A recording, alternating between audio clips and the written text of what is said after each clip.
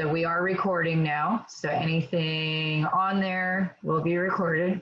And then we're gonna live on Facebook now. And I gotta get that set up. Just wanted to make sure everybody knew it was gonna be live on Facebook. I'm waiting for it to do what it's gonna do here. Hold on. I'm gonna share my screen again in a minute.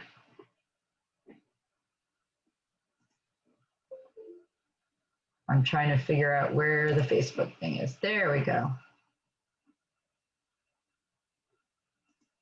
We're gonna share it on a page that I manage. And it'll go on to Space Coast Pool School.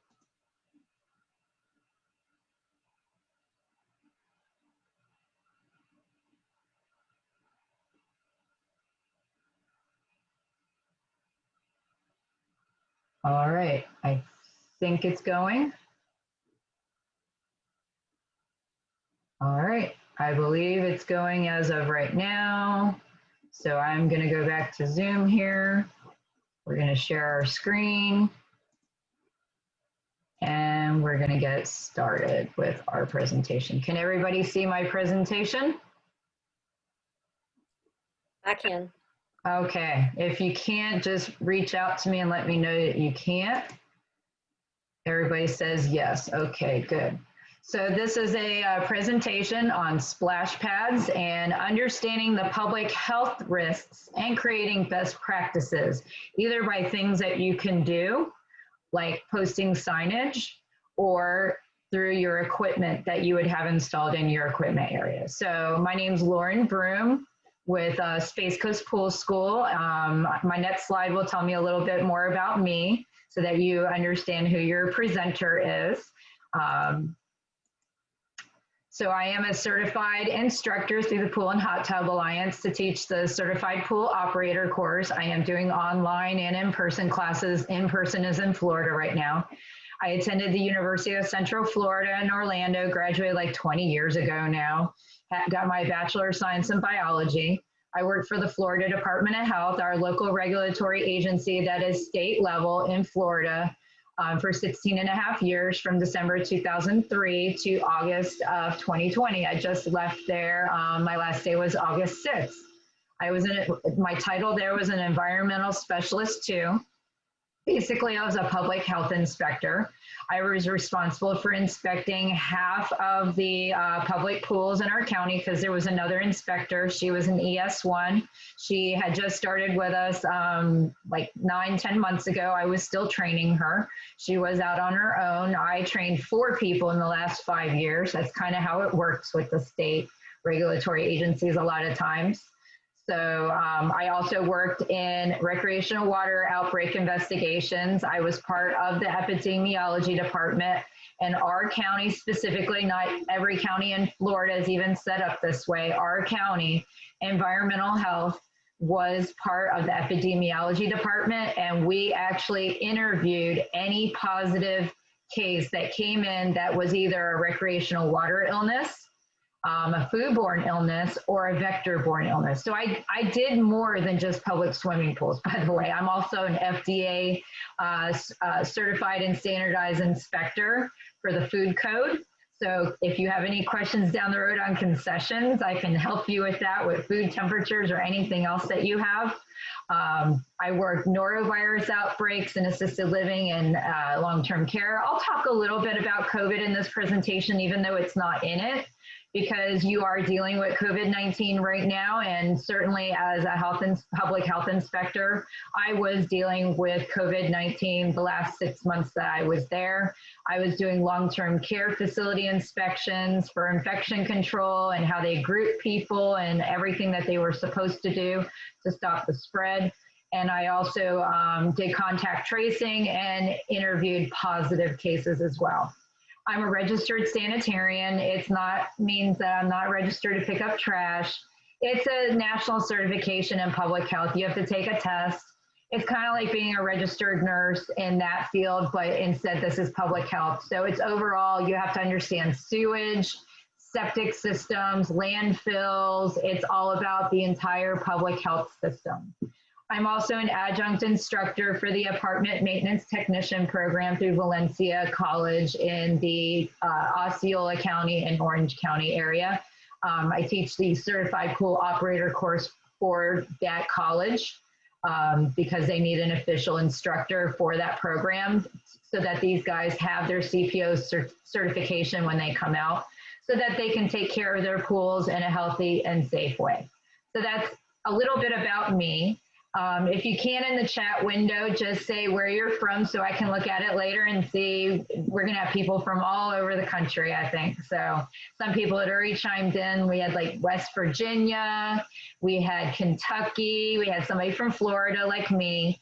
So just go ahead and chime in if you haven't, where you're from. That would be really interesting. And then I'm going to move on here.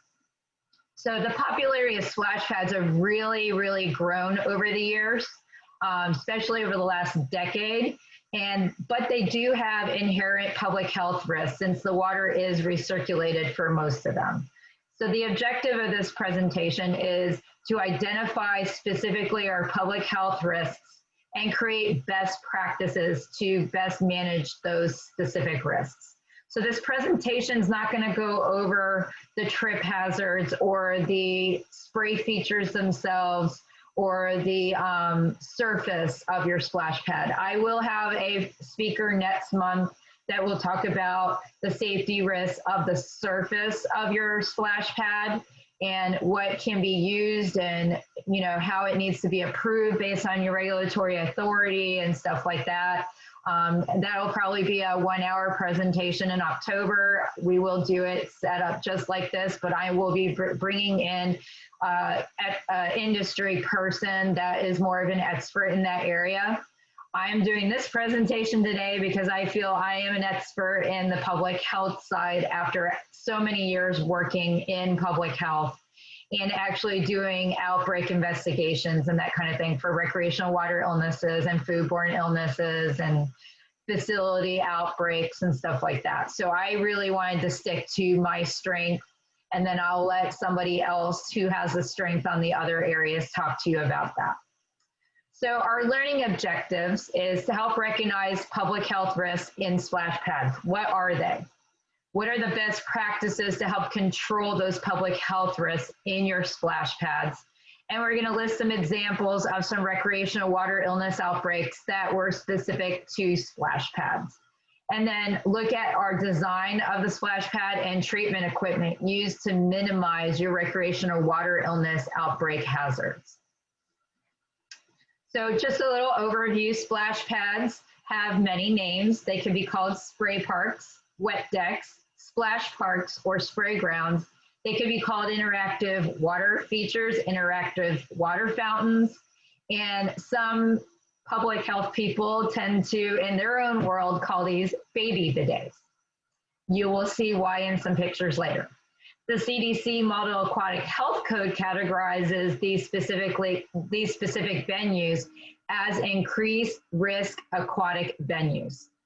And the water doesn't accumulate, so there is a reduced risk of drowning, and that's a good thing, and that's why they're so popular. So that increased popularity is because there's little to no supervision compared to a traditional wading pool, spa, or traditional pool. And they're cheaper to run for parks and recs since there's no supervision required. So this is why splash pads are becoming very, very popular. There are two traditional type of designs. You have the non-recirculating system, which is a lower risk because the water that's fed through the spray features then goes to sewer or to waste. The water is not recirculated in a circular system and it's not filtered or anything like that. It's these recirculating systems that are going to be the ones that are going to have our public health risk.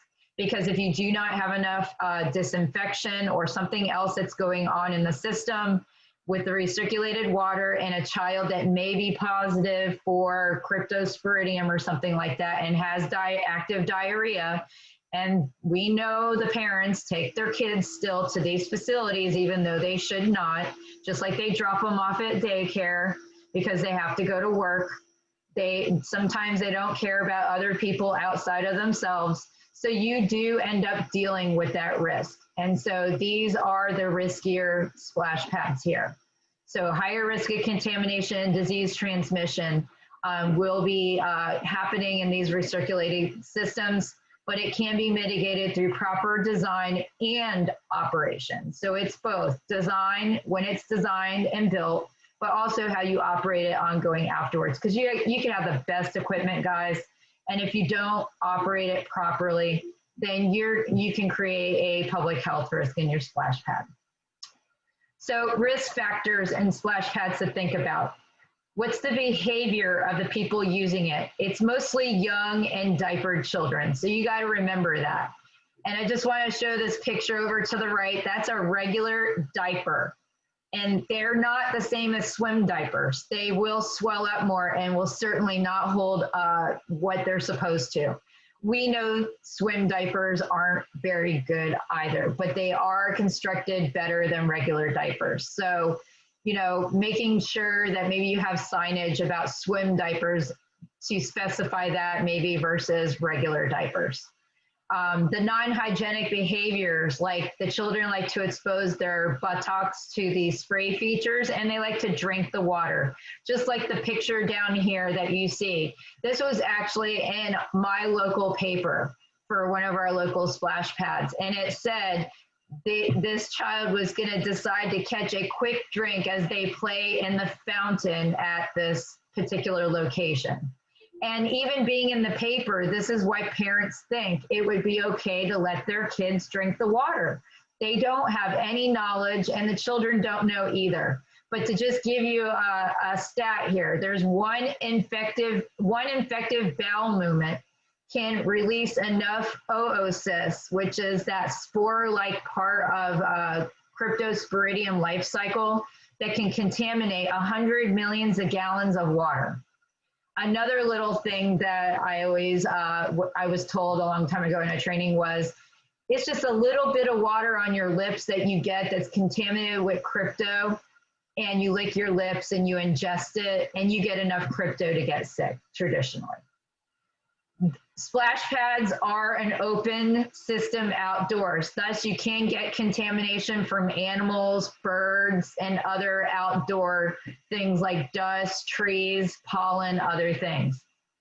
There's a larger bathing load in relation to your volume of water. So you have a bunch of kids playing in this water, and it's a much lower volume of water versus what a swimming pool would be. So this is going to increase your chance of fecal contamination in that smaller amount of water. And you're also going to increase the turbidity or cloudiness in your water, which then will result in lower usefulness of your disinfection, because now your chlorine is going to bind with the things in the water that's making it cloudy. But if you're also utilizing UV as your secondary disinfection, cloudy water keeps that from working as effectively. You're going to have reduced turnover rates compared to a swimming pool and a splash pad. So again, reduced turnover rate means you're not as frequently moving that water through your filters and through the disinfection system as quickly as a pool or a spa. And the areas that are constantly damp for prolonged periods of time will have a higher level of microorganisms compared to those that are submerged constantly in chlorinated water. So that's another challenge that you have. If a facility may use like a fogger or a mister in their area, especially if you have like a waiting area or something like that. And when you use something like that, this is where you're gonna risk Legionella specifically, if you don't properly disinfect that fogger or mister system in that area on a routine basis. You want to look at your water supply that supplies your splash pad. Make sure it's fully potable, drinkable water. Improper signage can cause issues, give bad messages or lack of messages. So you gotta make sure you're looking at your signs that you're posting up at your splash pad. And we'll talk more about that later. Greater dissipation of your chlorine due to water being sprayed. And that's going to happen just because of that spraying part. Spas, you lose in dissipation, your chlorine as well that way because you turn your jets on. A high chlorine stabilizer or cyanuric acid level will bring the activity of your chlorine down, which then will increase the risk of a recreational water illness outbreak. And with all these kids not potty trained, possibly, even at age 3.5, I personally know I have a 3.5-year-old little boy who refuses to potty train. And if I took him to a splash, I take him to our husband's aunt and uncle's pool. And I swear, every time he hits the water in that pool, it's like it's a signal to him to go poop in his swim diaper. And I take him into the bathroom, throw him in the tub, bathtub, and I take that swim diaper off, and it's liquefied in there. So the water gets into it, no matter if it's a swim diaper or not. So you gotta relate in your head that even though they got swim diapers on, that poo, if they've got crypto, is gonna possibly get into your water. So you gotta worry about how your chlorine is reacting, how active it is. Lack of superchlorination on a routine basis will also, you gotta do that on a splash pad to make sure that you're getting rid of your chloramines as well. Chloramines can build up in your water and you'll start getting a chlorine-like smell in the water. So you need a superchlorinate to get rid of the chloramines. You got to break apart that combined chlorine that's causing that chlorine smell so that the chlorine becomes free again and is free to kill all of our microorganisms. And lack of properly trained staff that understand how to operate your equipment. That's another big thing right there that will affect how a splash pad is going to work and if it's going to get people sick or not. Irrigation systems. You got to think about your sprinkler systems that are next to your splash pad that may overspray into the splash pad. It's popular, specifically in Florida where I'm at, to use reclaimed water for a long time for their sprinkler system.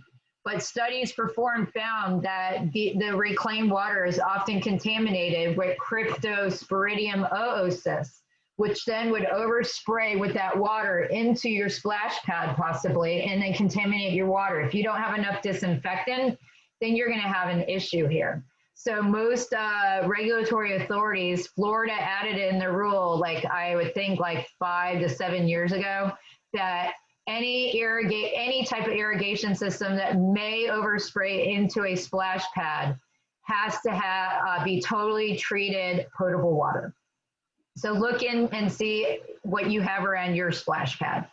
People like to bring food and drinks into the fenced-in area, and that could potentially contaminate your water.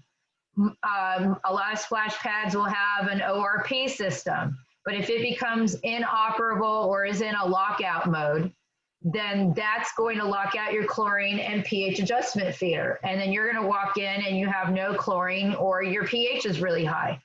If you're all CPO or AFO certified, you know that high pH is not something that you want. If that pH feeder, which is going to be an acid feeder, goes into lockout because the ORP system does not get its back to the set point and recover within the certain amount of time that manufacturer created for it, then it automatically locks out the feeders so that you don't accidentally overfeed. And so now your acid feeder is locked out. If it's locked out, your pH is going to drift up. And then that's going to lower the activity of your chlorine in the water, which now is going to risk your public health transmission of these organisms that we'll talk about in the coming up slides. So that high pH level can lower the activity of your chlorine concentration. So you need an ORP controller and a pH adjustment feeder for most setups, along with your disinfection feeder. And high levels of chloramines that cannot be removed by breakpoint chlorination may cause an odor in the splash pad area and eventually cause eyes, nose, and throat irritation. So doing that breakpoint superchlorination on a routine basis is important. So here's some pictures. This is traditionally what the little ones like to do. She's so cute with their little pigtails, but this spray feature is going right up her swim diaper. So if she's ill with cryptosporidium or giardia or any of these organisms that we'll talk about in her poo, it's probably getting out into this water right now. And then this one's gonna drink that same water. And then now you potentially get all these kids sick. Gross human fact number 1, the average person involuntarily urinates about 5 to 10 milliliters in your pool water. And gross human fact number 2 is the average person will involuntarily release about 10 to 25 milligrams of fecal matter in your pool water. It's just a human fact. This is to make you laugh. This would be more for a swimming pool, but you could throw this on your splash pad deck and it would freak people out. But seriously, if there is a fecal accident in your splash pad, you need to close it immediately, get everybody out of there, and follow the CDC guidelines for fecal accident that I'm sure you've all learned about in your AFO or CPO or other approved pool operator certification course. So the public health risks are going to be our recreational water illness outbreak risks. And the biggest one is cryptosporidium. It is the biggest one we deal with in any aquatic venue, but especially in splash pads. It is a protozoan parasite. Giardia is also a protozoan parasite, and it's the next most common. And then I'd say it's a gamble between Salmonella and Shigella. I think Shigella is a little bit more common than Salmonella. Just because Shigella is very common in toddlers, and Shigella, reason for that is it will spread through a child care center. So if it's in that population there, and that parent takes that kid who got it from a child care center outbreak and takes them to their local splash pad that summer, they're going to get people sick. Salmonella, I would say, is next. Legionella, there's no documented outbreaks in a splash pad at this point. That would be more your misters or fogger system that may spread Legionella if you have that near your splash pad. So who's at most risk for these organisms and getting sick? Young children, pregnant women, people with weakened immune systems that might have, for example, the following, like AIDS, cancer, or other inherited diseases that would bring their immune system down. This is just a little review. How are recreational water illnesses or RWIs spread? It can be spread in 3 ways, either drinking the water and getting it into your GI system, ingesting it, you come into contact with it, or it's aerosolized water. Crypto, Giardia, Shigella, and Salmonella are all going to be from ingesting the water. The aerosolized water droplets would be specifically Legionella. So that would be your mister or fogger system, really. Again, Legionella, not commonly spread through a splash pad, because as long as you keep some type of disinfection in it, you're probably going to keep it away. As long as the water is constantly flowing, hopefully you're not getting the biofilm that may also build up inside the plumbing lines between the spray feature and the equipment area where Legionella likes to be at. It likes to be, it's ubiquitous, which means it's always there. It's, you allow it the conditions to get to a certain level that is going to cause illness at that point. So as long as we keep it at bay in that biofilm to the low enough levels, you probably will not be transmitting it to where it'll cause pneumonia in people when they get sick. And where do they come from? Where do these illnesses come from? Mostly people. People spread people illnesses. It can come from animals as well, and some animal contamination, but a lot of it is from people. The average swimmer will swallow about 1 ounce of water every 30 minutes, and GI illness is caused by swallowing food or water that is contaminated with poop. And on average, people carry about 0.14 grams of poop in their rear end. Babies can carry more. You think anyone here has diarrhea? Probably, somebody does. That's a lot of people. I don't even see a pool there, do you? This is specifically from the CDC on splash pads. So it says swallowing water in an interactive fountain, splash pad, and spray parks may make you sick. Germs can get into the water through poop coming out or washing off our bodies. So swallowing the water containing germs can make you sick with diarrhea. So water in interactive fountains is typically recycled and might contain germs. Water treatments like chlorine don't kill germs instantly. Pee in water weakens the germ killing power of chlorine. So always remember, pee doesn't get you sick directly, it's the poop. What pee does is it's another contaminant in the water that now your free chlorine binds with, and now it becomes combined. And it's not free anymore, it's in jail, and it cannot kill all of those organisms that we talked about. So keep pee and poop out of the water. So stay out of the water if you have diarrhea. Take bathroom breaks every 60 minutes and check diapers every 30 to 60 minutes and change diapers away from the splash pad. You should have designated areas. We'll talk about that later. Don't drink the water and don't sit on the water jets. So this is specifically for our splash pads. For hopefully some signage might help, but you can't, if you don't have an attendant at splash pads, it's going to be very hard to contain what parents are going to do. So this is kind of some of this is a repeat here. So add up all the bodies using the splash pad and you're going to get a fair amount of poop in it, or feces. So if a person has an accident, formed a diarrheal, then the amount of feces in the water will go way up. And at some point, the concentration will rise above the minimum for infection, and then you're going to end up with an outbreak. So this is just giving you an example of the main organisms and their infectious dose. So E. coli is only 10 cells. Norovirus only takes 10 particles to cause disease. Giardia is anywhere from 10 to 100 cysts. And look at Cryptosporidium, that number one. It only takes 10 cysts. You could have millions in a gram of feces. So there's enough Cryptosporidium cysts and contaminated water that if you lick your lips after going into the splash pad that's contaminated and ingest that water, then it can make you sick. So that's just giving you an example here of the organisms, and it doesn't take much to be able to get sick here. Some of the bacteria causing and how to kill them. So we've got our Shigella right there. It's killed very quickly, less than a minute at a 1 part per million of free chlorine. Giardia, about 30, and this is in your, if you looked at your CDC guidelines, you have 2 different guidelines. One for solid stool, and then you got for diarrheal incidents. Diarrheal incidents are set up based on the worst case scenario that somebody might have Cryptosporidium.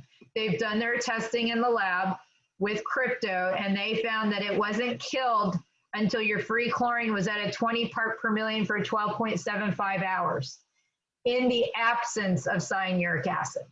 So there are extra guidelines now that if you have cyanuric acid in the water with a diarrheal incident, what to do. And you guys can find that on healthyswimming.org, what to do if you have high cyanuric acid levels. And it's not as high as you think. I think the cutoff is 15 parts per million. So if it's up to that point, it's going to tell you what to do. And that would be a whole different class. I'm not going to get into that. I'm staying general there with it. You guys can look up that healthyswimming.org and you can download, it's 4 pages long, the most current poop incident fecal guidelines and what a pool operator should be doing. And that's taught in your pool operator certification course. So do you think this could be lurking in your water? This is the normal lining of your small intestine. And this is that oocyst. And this is Cryptosporidium coming out of the double-walled basketball oocyst. So that oocyst, part of the life cycle, is the part of crypto that's hardest to kill. And that's what takes the 20 parts per million for 12.75 hours to kill. So if you don't kill it and it gets in your small intestines, it's going to latch into the wall of your small intestine, like you see here, and it's going to cause you to have diarrhea. Your body goes, holy crap, literally. And you get that diarrhea where it's trying to strip it out to get rid of it so that you can get better. But you can shed this organism oocysts out of your stool into the water for up to 2 weeks, even after your symptoms end. So that's why it's important people don't go swimming for up to 2 weeks after their symptoms end. So cryptos are 800-pound gorilla. It amounts for about 75% of our recreational water illness outbreaks. And so it's and the reason for it, it's chlorine resistant. So it's very hard to kill that oocyst here that you see. So it's most common in treated recreational venues because it's spread through people usually. So that's why you could go swimming in a bathing lake that you're allowed to swim in, and you're not going to probably get crypto from there. You're probably going to run into more things like if it's doesn't have a spring fed, you'll get into stuff like Naegleria fowleri, which is an amoeba. That's more common in your natural bathing lakes than you would with crypto. Crypto is very common in our treated recreational venues. So best prevention to discourage is to discourage our swimmers or people using the splash pad from using it when they're ill, and do not tell them to not swim until 2 weeks after symptoms have ended.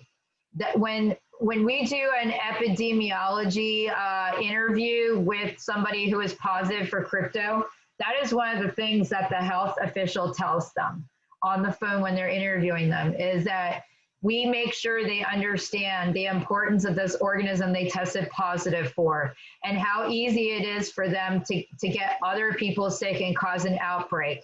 So that they need to make sure they don't go swimming in any body of water until 2 weeks after their symptoms have ended. And secondary treatment can extremely help kill cryptosporidium. And that's why a lot of splash pads are now using chlorine as primary disinfectant and adding secondary disinfection treatment like UV or ozone to their system. So this is that life cycle for cryptosporidium. And this is the part right here, your thick-walled oocysts that you're going to ingest that is chlorine tolerant. So that's what you could get on your lips, and then ingest that little bit of water that has enough of these cysts from somebody's poop that was sick. You ingest it and it's going to get into your system. Then you can poop it out, and then it continues, and it'll continue and continue in this circular movement until we superchlorinate per CDC guidelines, so that we kill this oocyst in the cycle, so that we stop getting people sick. So crypto causes symptoms like diarrhea, loose or watery stools, stomach cramps, upset stomach, and maybe a fever. Spread by fecal contamination of water from an infected person. And factors that will contribute to its spread would be inadequate animal waste removal, inadequate filtration, because you can somewhat filter out the oocysts as well. So filtration will play a part along with disinfection. If you have inadequate or interrupted disinfection and contamination from another water source overspray, like the reclaimed water from your sprinkler system that's overspraying into your splash pad. So notice persons having currently active diarrhea or have had active diarrhea within the previous 14 days or 2 weeks shall not be allowed to enter the pool water. It's a good general idea. So hyperchlorination to superchlorination in crypto. It's different from routine super shocking or breakpoint chlorination. It's specific for inactivating crypto. So you have to achieve a contact time specifically for crypto of that 15,300 minutes. And that's where you're following the CDC guidelines for diarrheal incidents, that 20 parts per million for 12.75 hours. So this is just showing the correct use of hyperchlorination for crypto is in the blue. Incorrect is in the purple. You got to maintain that chlorine. So parts per million of chlorine is here. So you got to stay at the 20 the entire time for that 12.75 hours. If you allow the chlorine to drop, then you're not going to kill those oocysts in the cycle.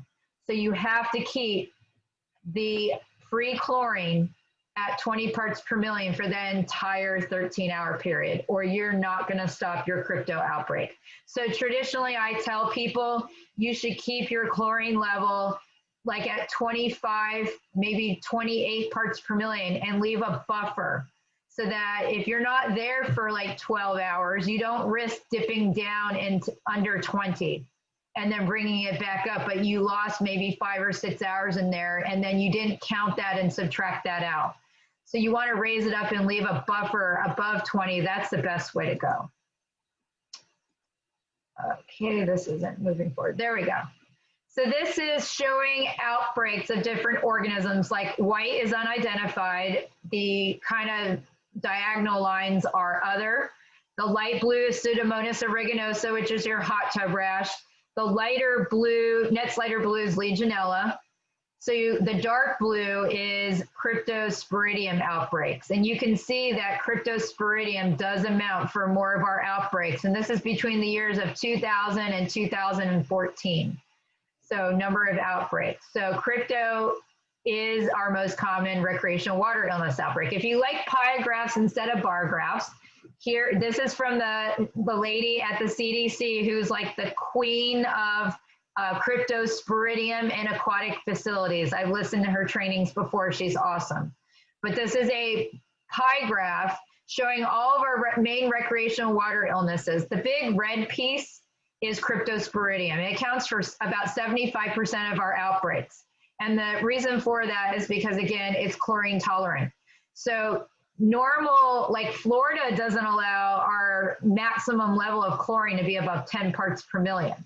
So if it takes 20 parts per million to kill crypto and somebody uses your splash pad in Florida, we'll just use an example, and it's added to the water, yes, you could have an outbreak that starts. There's not anything that you can do about that until it's identified by the health department. And then they're going to contact you as a pool operator and say, we've identified someone who's used your splash pad that was positive for crypto. You need to follow the diarrheal incidents per the CDC at this point now to eliminate further outbreaks. And if you fail to do that, you are now negligent. You're not, and if you have a further outbreak after the date they document that they contact you, that's going to be an issue. So you always need to make sure if your health department or local regulatory authority contacts you about an outbreak or somebody used that facility and they tell you to follow the CDC diarrheal incident guidelines, you need to do it right away. Shut your facility down and do that immediately so that you can kill those oocysts and not continue an outbreak. Now, if you get an outbreak in these other things in the water, most likely it's because your chlorine disinfection or something is going on, because you should never see an outbreak of these other organisms. They're all easily killed by a 1 part per million or a 2 part per million of chlorine, depending on your regulatory agency and what they require.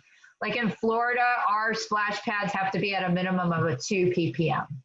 So look at your regulatory guidelines locally for you for what your disinfection levels are supposed to be. But most likely it's probably going to be high enough to kill all these other pieces except for crypto. Another, this is our recreational water illness outbreaks of Cryptosporidium. And the blue is treated water. The yellow is lakes, rivers, and oceans. So you can see that most crypto outbreaks are in treated water. So this is what we're worried about. We're worried about the poop in the water, guys. Animals can contribute to our aquatic venues. This is raccoons. So you can get a raccoon that comes into your splash pad and does something. They carry roundworms specifically that can be spread to people. And that really comes down to the filtration of the roundworm eggs versus disinfection. But if you do both disinfection and the proper filtration for the period of time, the CDC has it on their website on what to do with raccoon poo. Or if you know you had a raccoon in the water as well, you would want to treat based on their recommendations, I believe it's 24 hours running your water completely through your filtration system and then removing completely backwashing. If you have cartridge filters, taking them out, hosing them off completely, but making sure you're dumping everything into a garbage bag that you're washing off. Double bag it, throw it away, wear gloves when you're doing this, and then wash your hands thoroughly.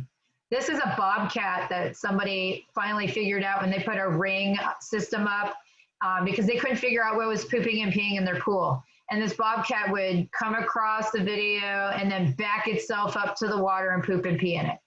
Could do the same thing in a splash pad. Animals are weird. You get all kinds of weird animals doing weird things. So here's an example of a crypto outbreak. This is in Florida, down in Broward County, which is like Fort Lauderdale area, I believe. They had 22 cases, 16 were confirmed through laboratory testing. This was July to August of 1996. Suspected case that started, it was a 2-year-old child with diarrhea that used the splash pad. This is a splash pad in a water park. Problem seen when they did their inspection was the facility grossly exceeded their bathing load that they had on their permit of 118 people. So they were grossly over that number.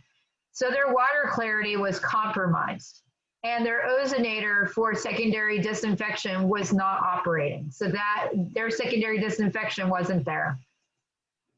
So another outbreak, sometimes it can be two things together. This is a crypto outbreak and Shigella outbreak that was identified at the same time in Volusia County, Florida on a splash pad. Volume of water is about 3,300 gallons, 3,400 gallons of water, August of 1999. And the number of people affected was 38 people. So the numbers can be, and you got to remember, this 38 people, where do they go afterwards? It doesn't just stay with those people. These are just the numbers that used the splash pad. If there's children here that go to a child care facility, it can be spread through the child care facility if the child care facility does not follow proper diaper changing procedures. Don't wash their hands. Don't disinfect the diaper changing pad. Don't disinfect bathrooms on a routine basis. Also comes down to parents dropping their kids off when they're sick. So you got to remember. And the other thing too is recreational water illness outbreaks could have originally been a foodborne illness outbreak. So when public health officials look at things, they're looking at the overall picture as well. We want to know everything. So it could have been, it's identified at this point in your splash pad, but it could have been they ate at a restaurant where a food worker was ill with cryptosporidium and they made the child salad. With no cooking step, the organism survives. They eat enough of it in their salad that that person prepared and they didn't wash their hands properly, or it's under their fingernails and it contaminates the lettuce and tomatoes. The child eats it. Now they get sick a little bit later. They use your splash pad. Now they infect your splash pad. You didn't have the conditions you needed to have at the splash pad to kill it. So now you have a recreational water illness. So that's the interesting part. So usually your regulatory agency will identify an outbreak, and then they're going to do an environmental assessment or an environmental investigation related to the possible outbreak. So contributing factors they found when they did their inspection of the facility. This facility had no filtration system installed. Oops. Inadequate chlorine residual. Fountain water was being ingested or drinking it. People were consuming food and other drinks at the splash pad. There were many young children in swim diapers and they were standing over the spray nozzles and the chlorine levels were not being monitored, meaning there was no chemical log anywhere. So the results after the splash pad was closed is a cartridge filter system was installed. A chlorine monitor, like an ORP system, was installed to halt the fountain operation automatically when chlorine residuals fell below 3 parts per million. You could set something like that up so that the water doesn't spray. If there's no water spraying at your spray features, people aren't going to come to your splash pad. So if you have a system that can halt the operation That's so much easier than a pool where you still got water sitting there and it doesn't matter. People are going to go use it even if you haul the system or not. The splash pads don't exist unless the water is flowing. So, and then you wouldn't have a recreational water illness outbreak. So that is the one good thing about the splash pad is you can halt it. And so having a system like that would be kind of cool if you got to a certain minimum that you put into the system that you, tell it and instruct it to stop. Signage is very important, and this is what they had them do for that Volusia County splash pad. Signage about shower before entering the fountain. Do not drink the water since it is recirculated. Change swim diapers in appropriate areas in bathrooms. All right, let's look at our next example of an outbreak and what they found. So this is a crypto and giardia outbreak in a splash pad in Florida in 2006. There were 49 people directly affected from that splash pad. Contributing factors to the outbreak were inadequate chlorination and other operational deficiencies. Probably filtration, maybe their circulation system was off, maybe their secondary disinfection wasn't operational, I don't know.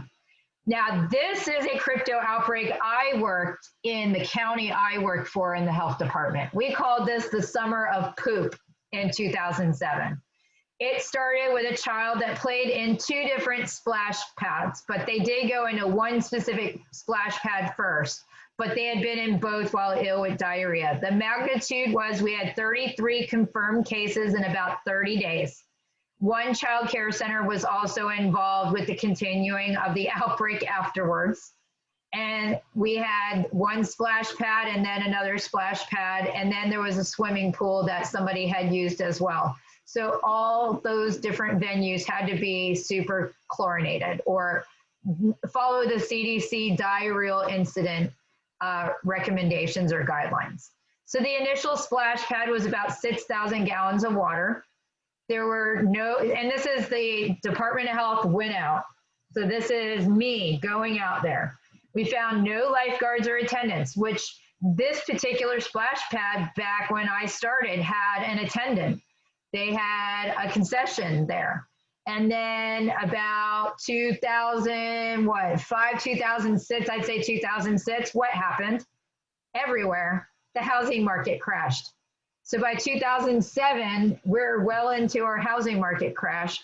The city that owned the splash pad could not afford to pay to have a lifeguard there or an attendant. So they removed that position to save money. And they didn't need to have a lifeguard or attendant. Florida doesn't have requirements that a splash pad or even most public swimming pools have lifeguards or attendants. It's usually the ones that have slides or they're like a county facility, they're gonna have lifeguards. I know some of your states have lifeguards required at a lot of your public pools, even homeowners associations and that kind of thing. I know South Carolina does, but Florida's a little bit different on that end. So there are no lifeguards there. So there's nobody to tell people, no, don't do this, or no, you gotta get a swim diaper on this kid. So while the inspector was there, we saw children drinking the water. We saw young children naked in the water. Parents were changing diapers next to the fountain feature. People were walking through the fountain and nearby bird droppings. And joggers were rinsing their clothes and shoes after they had made their run in the fountain. We interviewed people there. We interviewed some parents, and they didn't realize the water was recirculated. And their sprinkler system was reuse water or reclaimed water. So, and it was seen while we were there where it was overspraying into the fountain. So it could possibly contaminate the water. So what did we have them do, the recommendations? Post signs warning people not to drink the fountain water, improve the swimmer hygiene by posting signs saying, do not swim while ill with diarrhea, change diapers in restroom or diaper changing areas, and wear swim diapers. We told them to hyperchlorinate regularly and switch their irrigation or sprinkler system for their landscaping to fully treated potable water. And we're in 2020, and I just left 3 weeks ago. So 13 years later, we never had another outbreak that we know of from this venue or the other splash pad. So maybe these recommendations, maybe it came from the irrigation system. Maybe some of this signage helped, we don't know. But we never had another crypto outbreak like this again in that 13-year period. So this is a Giardia and crypto outbreak in Orlando, Florida. And so interviewed a mom of a 22-month-old child that had Giardia and crypto. So onset of symptoms in 2006, it was exposed to a splash park or splash pad. There were 3 cases of more Giardia from July exposure, had visited the same splash pad. So that's 4 cases there.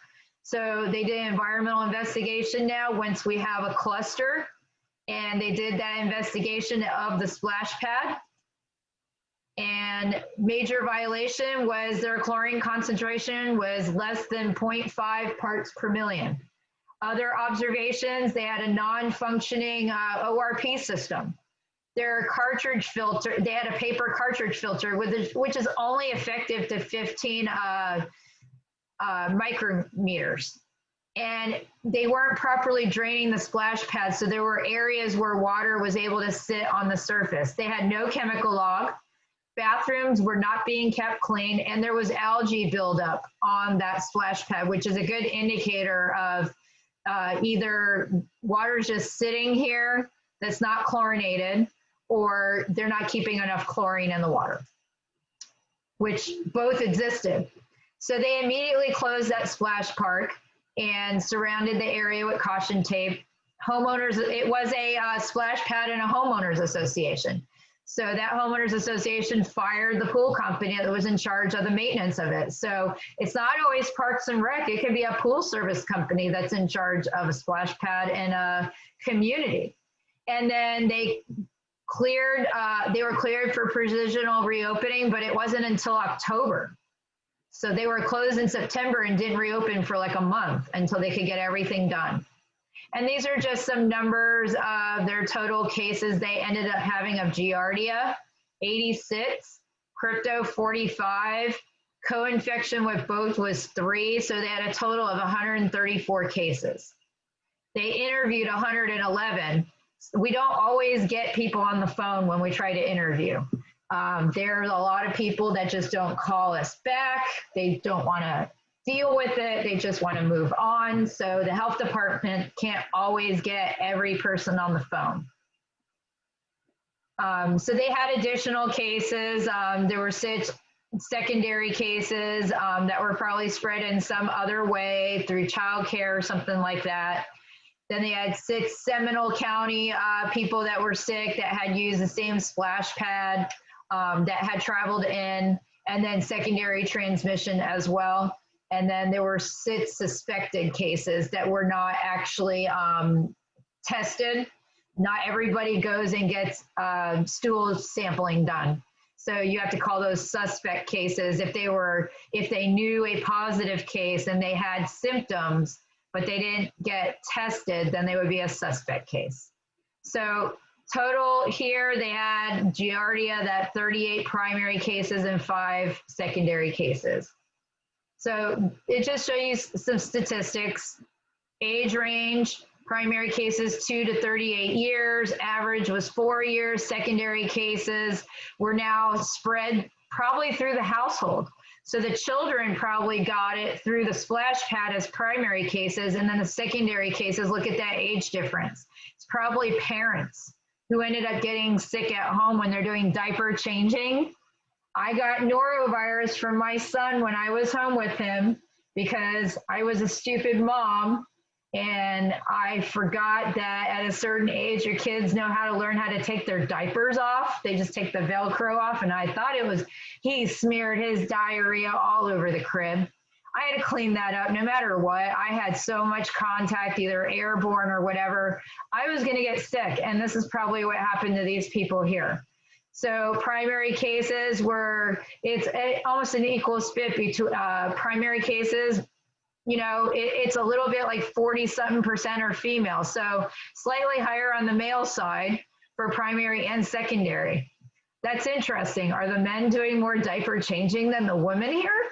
I don't know. Why would they get, Maybe it's the men don't wash their hands and the women do. I don't know. Got to think about bathroom habits here, right? Hopefully I made somebody laugh there. National crypto outbreaks. There have been some big ones. Here's Illinois with a splash pad in 2001, pretty well-known one. It affected 358 people, and the contributing factor to the outbreak was inadequate chlorination. And this is the big, big national well-known one for splash pads, where a lot of things in the Model Aquatic Health Code came out from this outbreak in Seneca, New York, in the splash pad from 2005. Number affected was about 4,000 people, and the contributing factors to the outbreak were inadequate chlorination, and crypto was found in the holding tanks. So there was a class action lawsuit against the state afterwards for monetary compensation. So now let's talk about Giardia. We mentioned it a little bit because it was a co-infection with crypto, because you can have co-infections of more than one thing sometimes. It is a protozoan parasite, just like crypto. Symptoms are very similar, but you can have diarrhea that looks pale, greasy, or malodorous, abdominal pain, bloating, nausea, weakness, vomiting, dehydration, fatigue, loss of weight, and fever. And again, it's going to have a cyst part of its life cycle. It's spread by fecal contamination of the water, and the factors that contribute to its spread is inadequate or interrupted disinfection, improper filtration again, and contamination from another water source overspray, like your sprinkler systems that are reclaimed water. So here's a Giardia crypto outbreak in an interactive fountain feature in Orange County from May to December 2006. This is probably that other one that we already talked about. 55 total cases, 38 were Giardia, 9 crypto, 2 co-infections, 6 suspect. There are 8 known secondary infections through food, school, or daycare. Problems seen from July 2005 to that outbreak time period that was seen by the health department was chronic maintenance that was occurring, filtration problems, and water chemistry problems. So you can see the pattern here of what's causing these outbreaks and these public health risks. And this is what I wanted you to see, was what is causing it most of the time, so that when you go back to your splash pads, what are the things that you need to constantly be looking at and thinking about? And if you don't do those things, what can result in your splash pad specifically, which is these public health risks or illnesses. So again, this is the chlorine resistance for Giardia and crypto, and we already kind of talked about it. So crypto is going to take, if you kept your chlorine only at a 1 part per million, it takes 6.7 days to kill it, okay? Giardia, 1 part per million in 45 minutes. And that's the only comparison I want you to look at here, is that 1 part per million where we would be at, okay? So Giardia is very easy to kill, crypto is not. Shigella is a bacteria. Symptoms are going to be abdominal pain and diarrhea, and that diarrhea could contain blood, pus, or mucus in it. Shigella is commonly found in toddlers. It's spread by fecal contamination of the water from someone who's ill, an ill person using the splash pad or child. Common thing again here. Or it comes from contaminated water that infiltrates your splash pad. So again, that overspray water from maybe reclaimed water you're using on your sprinkler system. So here's an example of a shigellosis outbreak from Shigella in an interactive water fountain or splash pad in Volusia County. There were 4 lab-confirmed cases of shigellosis in 1999, and that age range, which I can't see it unless I move the people's videos over here, age range is 2 to 11. So the major group of kids that would be using the splash pad, only common activity between these 4 cases was playing in the splash pad. The fountain was installed prior to code update requiring that they get health department approval. So prior to August 99, they weren't regulated. And this is before I even worked for the health department. By the time I worked for the health department, splash pads were regulated. I started in 2003. So let's talk about Legionella just in case. It's a bacteria. Symptoms can be quite a host of symptoms. Loss of appetite, body ache, headache, fatigue, fever, chills, diarrhea, abdominal pain, non-productive cough, and pneumonia. Legionnaire's disease is the illness you get, or Pontiac disease, which is not as bad as Legionnaire's. Legionnaire's is a really bad one where you're going to get that cough and pneumonia. It affects our elderly mostly. And there's a 30% chance there that elderly can die from that, because getting pneumonia for that age group is not a good thing. That's why COVID is so horrible. So it is a respiratory disease mostly. It grows in the biofilms. It thrives in temperatures of 90 to 106 and neutral pH. Mostly from hot tubs, but again, it can be aerosolized water. So there's no documented cases in a splash pad. But if you have the mister or fogger, it could come from there. So it could be spread from the aerosolized water droplets from a splash pad spray feature. But usually you keep chlorine on a routine basis enough to keep it out, and you don't have a hot water temperature. Mostly the type of spray features that we have spreading Legionella most of the time would be if you were in your mall and you're sitting in the food court and there's decorative fountains inside that mall, and there's aerosolized water droplets from that. It's possible, and they're not regulated, and a lot of times the maintenance of that property management company that runs that mall does not know to keep that water chlorinated routinely. So that's why you would get Legionella most likely from there. So salmonella, most people with salmonella will experience diarrhea, fever, stomach cramps, and sometimes you can have nausea, vomiting, and a headache. It's a bacteria. It can be foodborne as well. It loves to be in raw chicken. That's why you have your cooking temperature for chicken to 165. It's specifically to kill this bacteria right here. So it's easily killed also by normal required disinfection levels that your local regulatory authority would require. And waterborne outbreaks of this organism are uncommon, but I did find one that was documented in Tennessee in a splash pad in June of 2014. And splash pads are not regulated in Tennessee, at least at that time they weren't. How many got ill were 10. So risk factors were no free chlorine found in the water. Children were drinking the water. Children were putting their buttocks over the spray heads. And there was a daily chemical log. There was no daily chemical log for pH and chlorine levels being maintained. So prevention ideas that were given, but they can't make them do it because, again, they're not regulated in that state, is to start regulating splash pads and improve education to the people using it by putting signs up. So best practices. Now we talked about the public health risks. Now let's talk about best practices and talk about design first. So design, you want proper siting of the pad so that you minimize potential sources of dust, debris, and animals in the area. You want to have exclusion of animals that people may be bringing in, not wild animals. That's the harder part. You can't keep birds from flying in all the time. But if people are bringing their dogs in there and they're not service animals, that's an issue. They could potentially contaminate the water. So you need to put signage up and fencing to keep animals out, keep a lot of the wild animals, but signage for the animals people will bring in.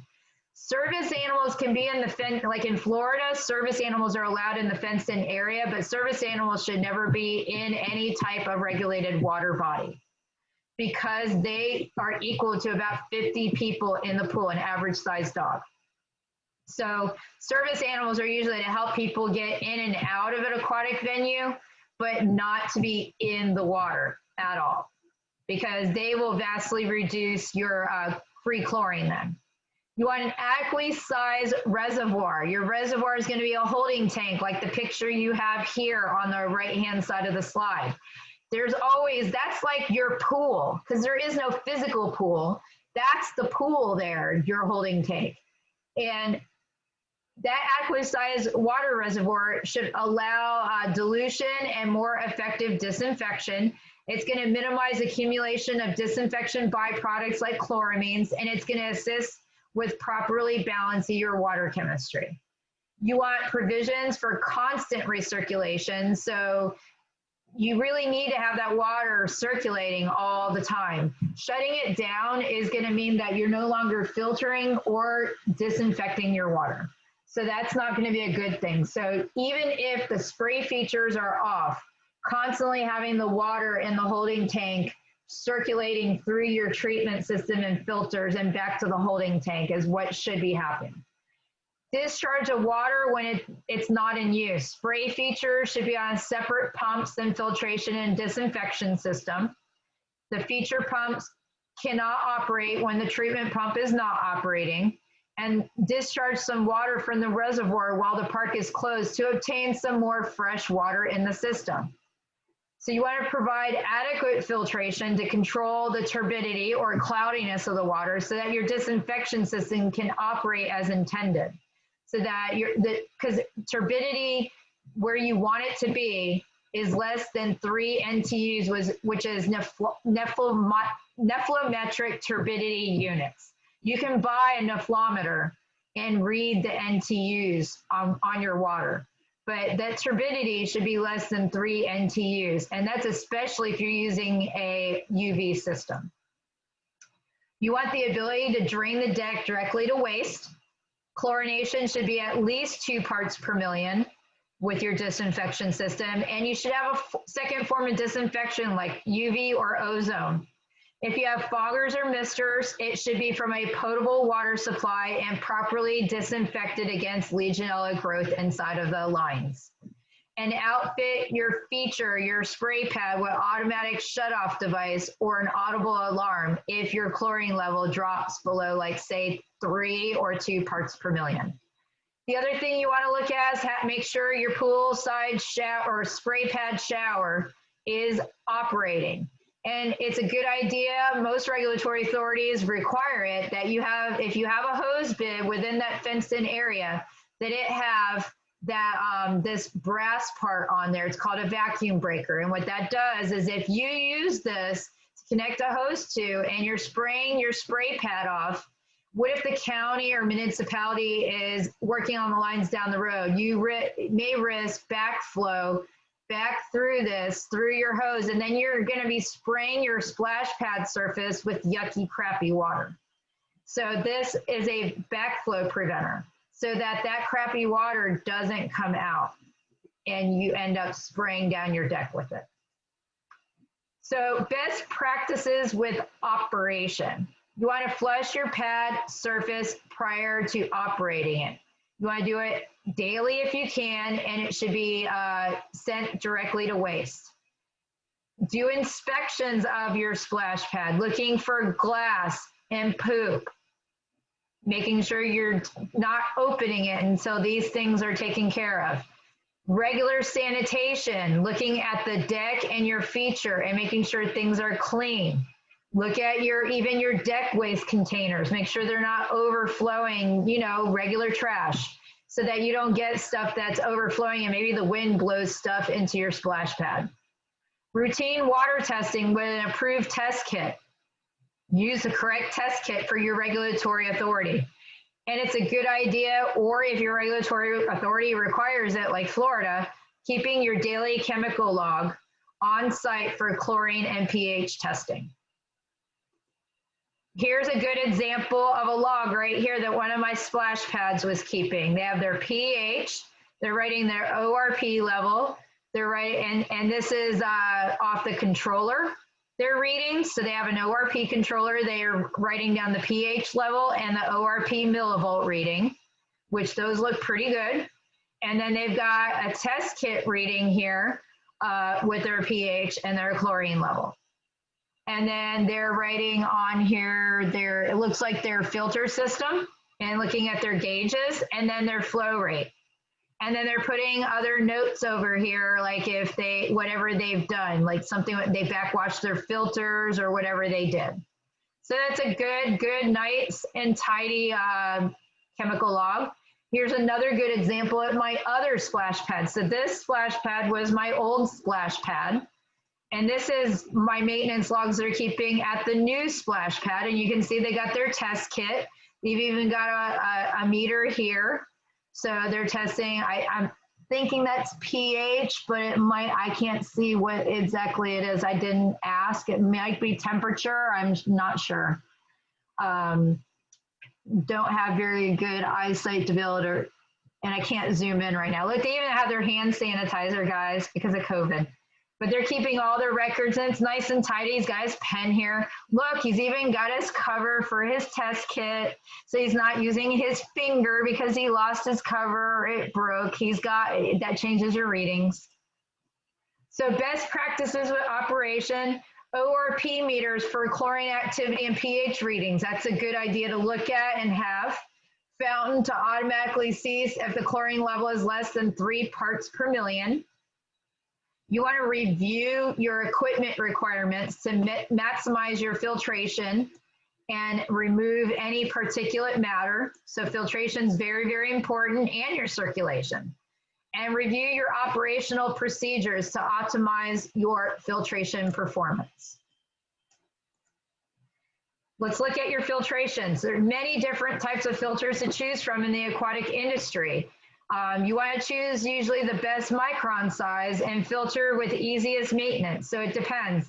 A lot of the splash pads I see will use either a cartridge filter or a sand filter. Don't really see a DE filter too often on these facilities. Cartridge filters are a little bit harder than sand filters to clean and time maintenance. So these will take more time than sand filters. But cartridge will filter down to 15 microns versus either a rapid or high rate sand filter at 50 or 20 microns.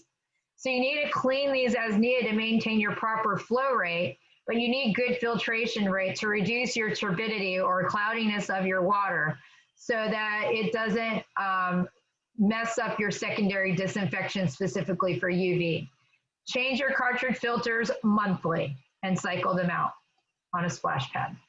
So the challenges with filters is parasite sizes like Giardia is 8 to 14 microns. So if we go back to that previous slide, if this is 8 to 14 microns and these only filter down to 50, 20, or 15 microns, now you can see why disinfection is so important. If you're using these type of filters, they're most likely not going to filter Giardia out.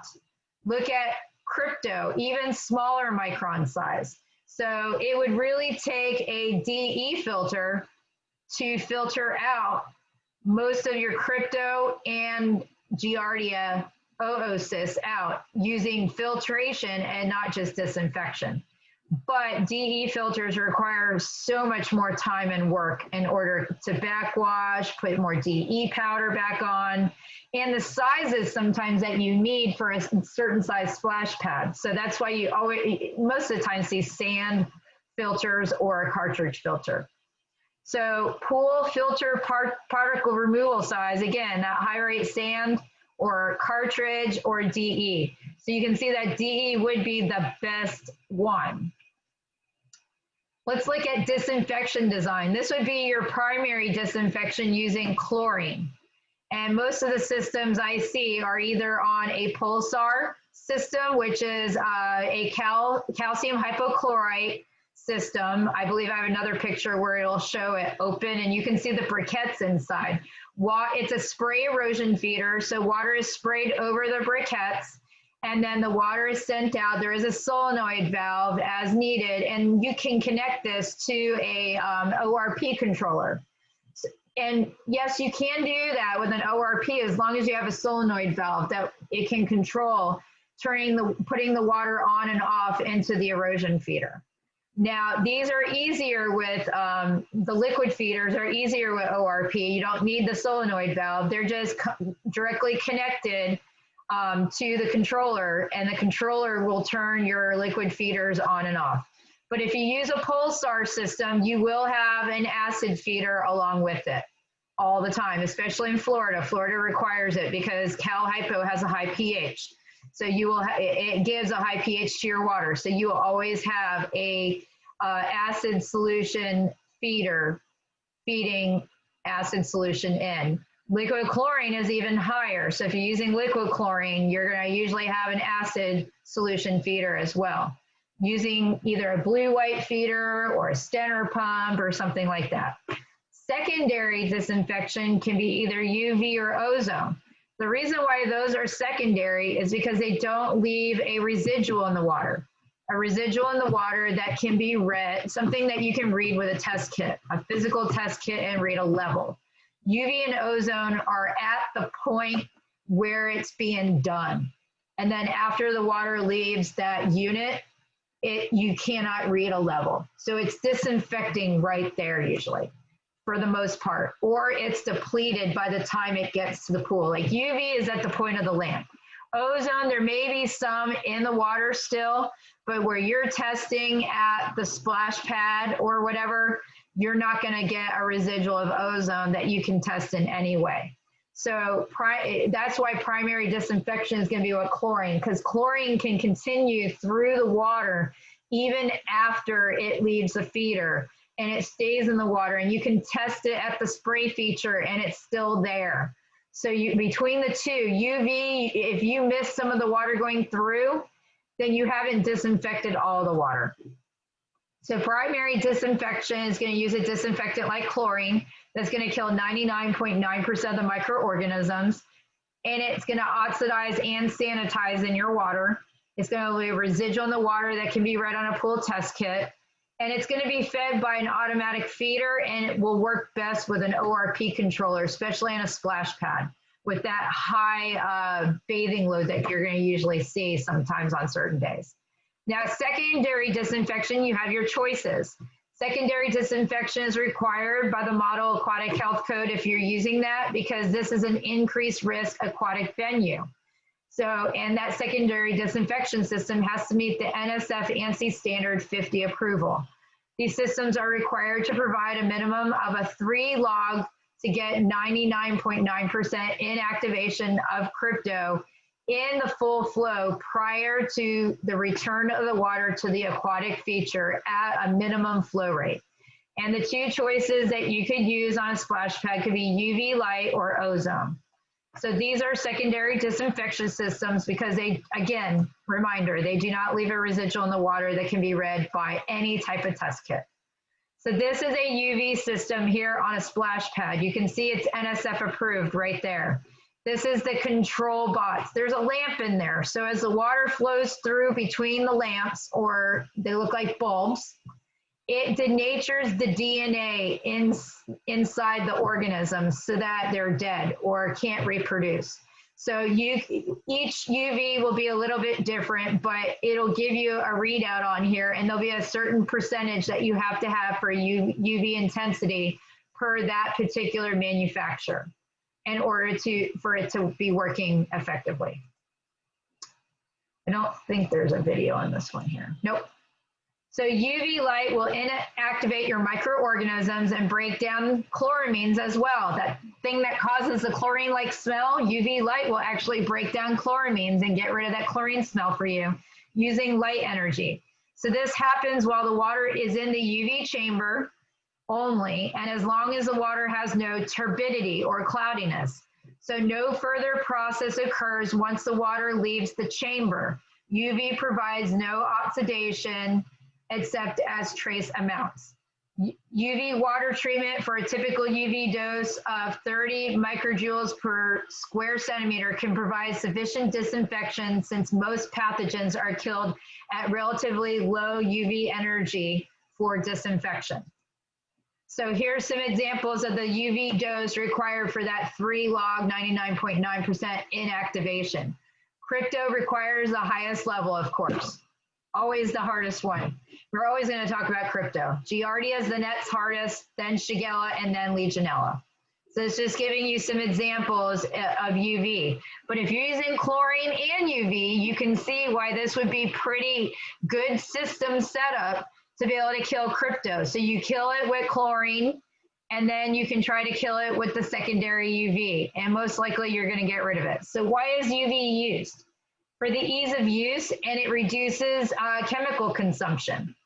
You're specifically using a specific wavelength of UVC which is 280 to 100 nanometer part of the UV wavelength. And this is known as your germicidal light. There are some disadvantages, like service technicians may lack the background and training on maintaining the UV system. And again, like we said earlier a couple of times, turbidity or cloudiness of the water will affect how the water is disinfected, since it is cloudy, and then you'll have a lack of contact of the water with the UV light, with the lamps. So only water that makes it through the UV light will actually get disinfected. So not always 100% of the water, and hence why it's secondary disinfection. And over time, that UV light does become less effective. So you need to factor in replacement of the lamp to maintain disinfection rates. And you gotta look at your manufacturer and what they recommend. What are the benefits of our UV systems? The benefits are increased bather comfort, increased employee comfort, reduced need for expensive dilution, reduced corrosion of steel structures, protection against crypto and giardia, increased poolside revenue. You'll see destruction of your chloramines. You'll get effective primary disinfection, 99.9% kill of your common pathogens, but I want to remove that and say it's going to be effective secondary disinfection. It's effective against crypto and giardia. It does oxidation of organic contaminants, and you get clarification of pool water when you use it. And it does reduce your total dissolved solids. And you'll get no increase of trihalomethanes, which is a byproduct when you're using chlorine, and you don't want that in your water. So it will reduce that. You actually won't see any. No trihalomethanes, because you're not using, if you're using chlorine primary, then you still will. But at least with UV helping, you may see less trihalomethanes in your water due to not using as much chlorine. So with the chloramine reduction, which is your combined chlorine that causes that chlorine-like smell, the blue line is pre-UV, and that's where your chloramines are. Post-UV, you can see after the water flows through the UV system that that orange line on the line graph shows that it does reduce that chloramine or combined chlorine problem for you. So this is where the UV light is that we're using. So it's a type of, it's right in that range that it's that germicidal light. So we're using that specific spectrum of light, that it's the UV exposure will penetrate the cell wall, disrupt the DNA, and prevent cell reproduction. That's what you're doing when you're using UV. So the effects of UV radiation on the DNA will be that the UV breaks apart. You have bonds between the two DNA strands for any virus or bacteria. So it's going to break apart. They're adenine, thymine, guanine, and cytosine. So if you break those bonds between the two DNA strands, then the DNA afterwards is denatured and that organism cannot reproduce. So here's the doses required to kill 99.9% of some of our common pathogens. So let's look at crypto. It wants 17.7. And this is just one manufacturer that does UV. They say that their unit gets 60 millijoules per square centimeter. So it's considerably more than all these organisms that you're trying to kill. So, but that's why it's excellent if you use it as a secondary disinfectant and not rely on it 100%. So that you're not saying, this is the only thing I'm relying on. Good setup is primary chlorine, secondary UV or ozone.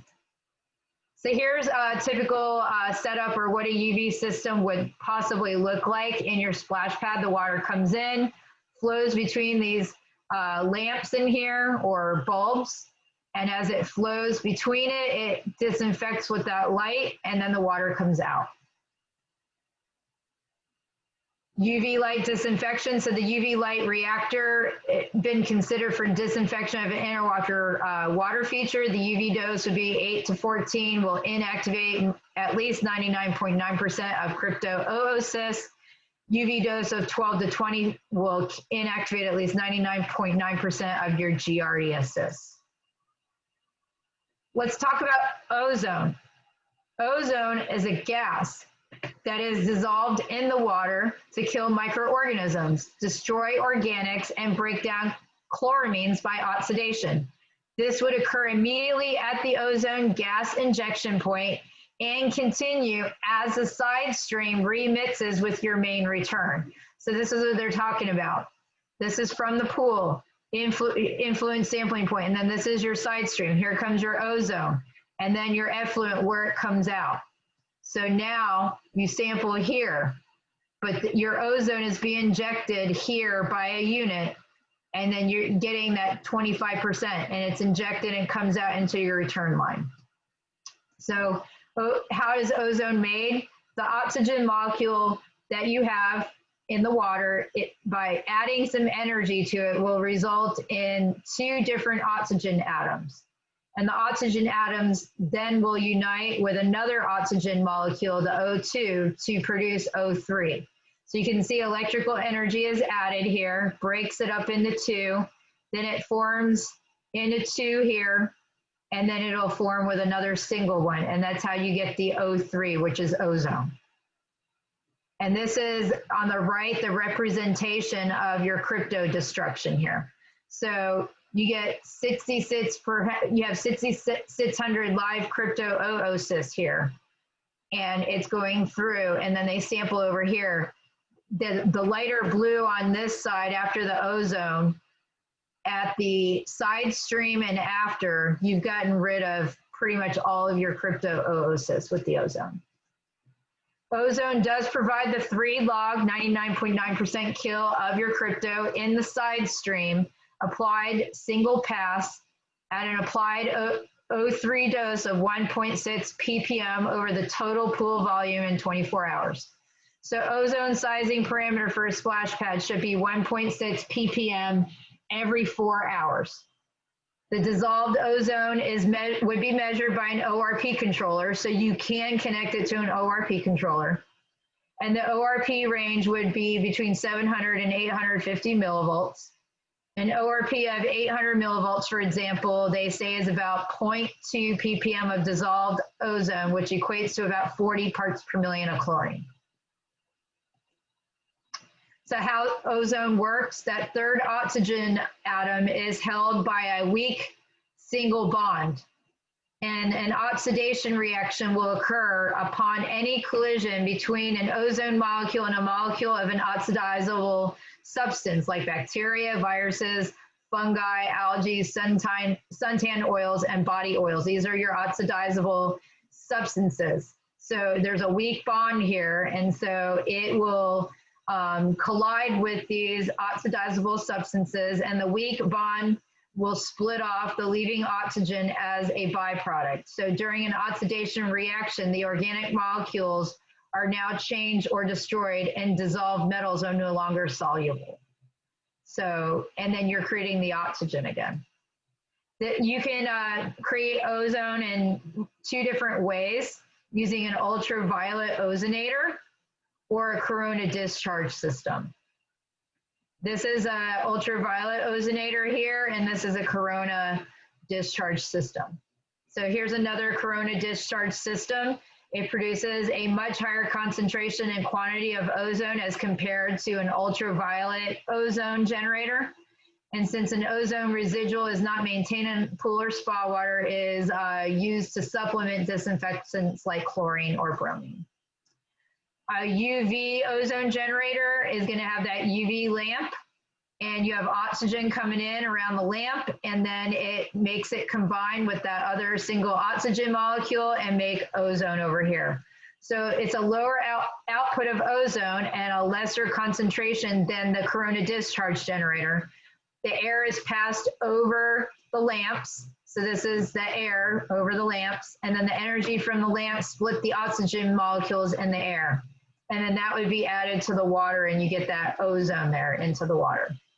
So the benefits of using ozone. Ozone controls your chloramine levels in the water to 0.2 ppm or less. It can eliminate shocking or chloramine reduction. It offers significantly more oxidation than free chlorine alone. It provides a minimum 3 log kill of your cryptosporidium and other recreational water illnesses in your side stream. Ozone will destroy your emerging pharmaceutical pollutants like endocrine disruptors. And it provides microflocculation to aid filtration and noticeably improve your water clarity, which is good. It'll eliminate foam from spas even, but we're talking about splash pads, so we don't really deal with that. Ozone will reduce the amount of chlorine usage to maintain your free chlorine residual, and chlorine use could be reduced by 50 to 75% at the lowest applied ozone dose of 1.6 ppm. This is the ozone reaction in water again. So you have your applied ozone dose here. This is the ozone gas. Here's your main recirculation line. Here's where the oxidation reaction happens. And then this is where your ORP measures.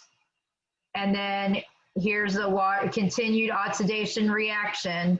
And then you'll still have a small ozone residual in your aquatic feature, but not enough that you're really going to be able to read it. It would be less than 0.1 ppm. You don't want it to be higher than that because then it can start affecting people in the aquatic feature. So usually ozone is almost depleted by the time it gets over to the where people play in part.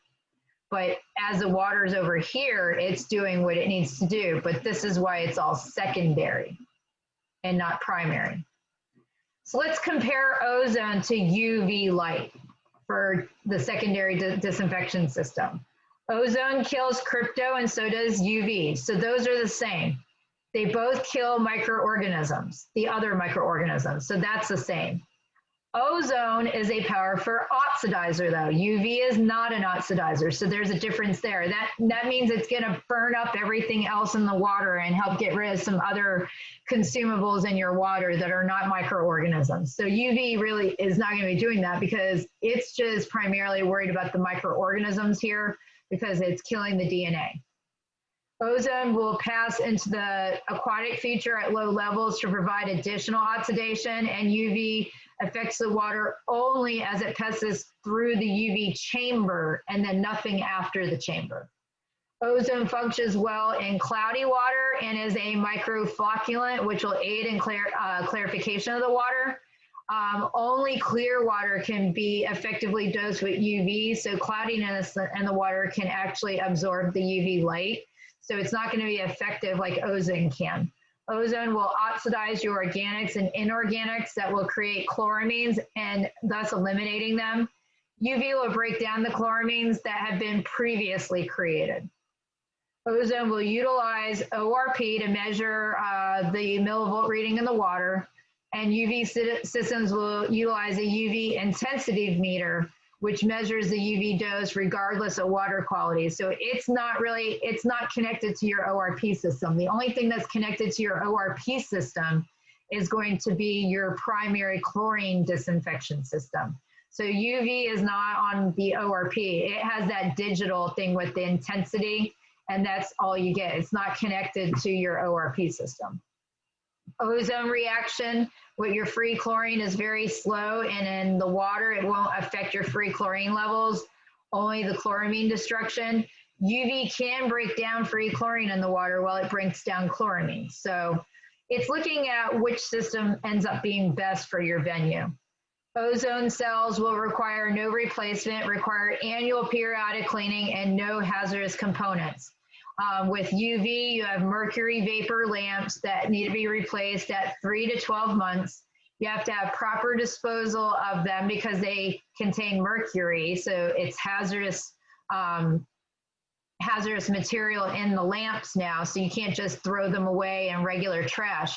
You usually have to get rid of them at your local landfill in some way where they have a select area where you put mercury lamps, or you may have to find a company that will pick up the lamps for you because your landfill may not let you drop off hazardous stuff. It depends on your local municipality.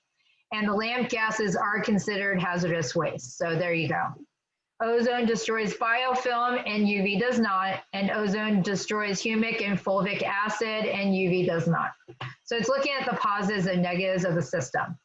So we've talked about ORP. What is ORP? It's automatic chemical monitoring, and they can all look different, but they work on basically the same principle of ORP is that millivolt reading you're going to see, and then you get a pretty direct pH reading that it's reading, and it uses probes like you see right here. These are the probes for this controller here, and it gives the readings back to the controller. So test kits will measure quantitatively, like how much there is in parts per million. ORP is going to measure the qualitative measure of the chlorine's work value in millivolts. So ORP tells us what will happen to the disinfectant level probably like 20 minutes from now. And ORP can be seen as a predictor of the work that needs to be done in order to maintain your water quality. So our ORP will measure your oxidizer, your detractors, which are things in the water that bind with your chlorine, or will detract from the work of the chlorine, and reducers that will reduce chlorine as well, and how it's going to work simultaneously, which will make your ORP best possible control parameter for your aquatic venue, because it's reading all these things that can affect your chlorine, and you can basically see it ahead of time before it gets to the feature. Research has shown that the amount of reducers like urine, swimmer waste, and organics is changing constantly. So under these conditions, only ORP can be used to ensure the inactivation of recreational water illness, viruses, and bacteria. So the benefits of chemical automation using ORP is continuous maintenance of pH and disinfection or sanitizer levels. You get a reduction in your partially oxidized organic matter. You get optimized sanitizer efficiency and reduced chemical consumption. You increase your compliance, hopefully with your local health department, and you improve the service life of your splash pad equipment. What is pH and ORP controller? So it's an automated controller that monitors your water chemistry, compares actual water quality readings to a desired set point entered into the controller, and implements chemical feeding to automatically maintain your pH and sanitizer levels. It's like a brain. So it's going to monitor your pH and sanitizer effectiveness, and it's going to make chemical feed decisions like a brain, and it will actuate chemical feed equipment for you and maintain pH and sanitizer levels. And there's many different types out there, and they all work on the same technology. But I want to throw out there that just because you have that fancy system doesn't mean that you don't go out there every day and check everything and make sure it's working. It still requires a person out there to be checking it regularly to make sure you're not in some type of alarm type situation and it's cut your feeders off. Because a lot of you big facilities, you probably have your ORP where it alerts you to your cell phone or your computer or something like that, so that you can automatically react to it very quickly. And that's a good idea. So what's supposed to happen with ORP is it's supposed to keep you on this blue line so that you have a constant disinfection, because you never want to do the ups and downs with disinfection, the mountains and valleys. Because when you go down and up, that's when you start having issues, and you can have recreational water illness risk and or algae happens that way as well. So maintaining a constant level is what the ORP is supposed to help do. And then there are effects of increased cyanuric acid on your ORP. So you will see this is your ORP level on the left-hand side, and this is on the bottom, your ppm of cyanuric acid. So as your cyanuric acid concentration goes up, you see the ORP level drops. And that's because, remember, high cyanuric acid locks up your chlorine. And if your chlorine's locked up, think of it as it's in jail. If it's in jail, is it free anymore? No. If it's not free, then it's not going to be able to kill any of those recreational water illnesses that are your public health risks that we talked about. So understanding a little bit about that. Best practices with some education, like signage. like do not drink the fountain water, it is recirculated. Signage to show where diaper changing areas are located so that they're not changing it next to the splash pad. Signage saying do not swim while ill with diarrhea. Control bathing load by posting that on your sign. Post a sign about shower before entering. Advocate the use of swim diapers for diaper-age children. Although it's not 100% effective, it will help.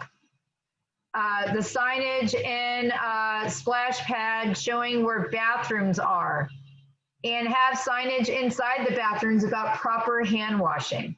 That would be a good idea. And then signage on taking children on bathroom breaks to remind parents to take them to the bathroom on a regular basis. If you're not going to have an attendant, try to have some signage that may help do what the attendant would do for you. I know you can't control what people do, but it's still a good idea. Here's some good examples. Try to have that diaper changing station in your bathrooms next to the splash pad. Have all your hand washing. They've got soap. They've got their hand dryer. Their soap was mounted on the wall over here.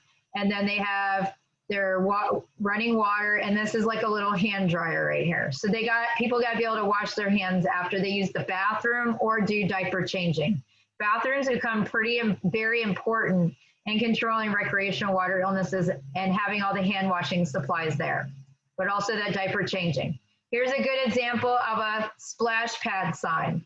So they tell them hours of operation, that there's no attendant on duty, play at your own risk, no running, no smoking, no ball playing, no children left unattended, all children must be potty trained or have swim diapers, no discharge of any bodily fluids, do not use if you have any oozing, open cuts or scrapes, no toys, food or drink inside the splash area, no glass or alcoholic beverages, no skating or skateboarding, no animals except seeing eye dogs, do not swallow the water, it's recirculated. Do not use the fountain if you are ill with diarrhea. So it's a pretty decent sign that has a lot of things on there. Now they don't have their bathing load here, which is not a good idea. They should have their bathing load on here as well.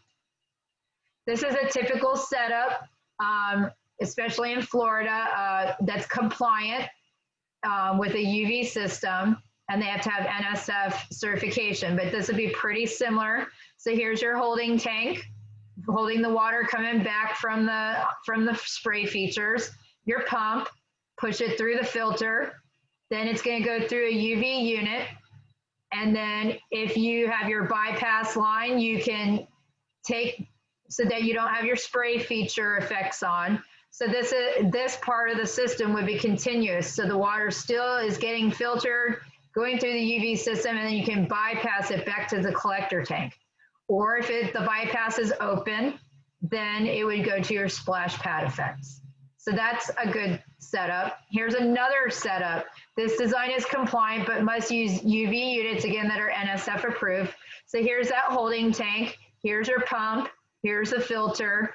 And you have a circular system here where at least you're still circulating your water through the filters.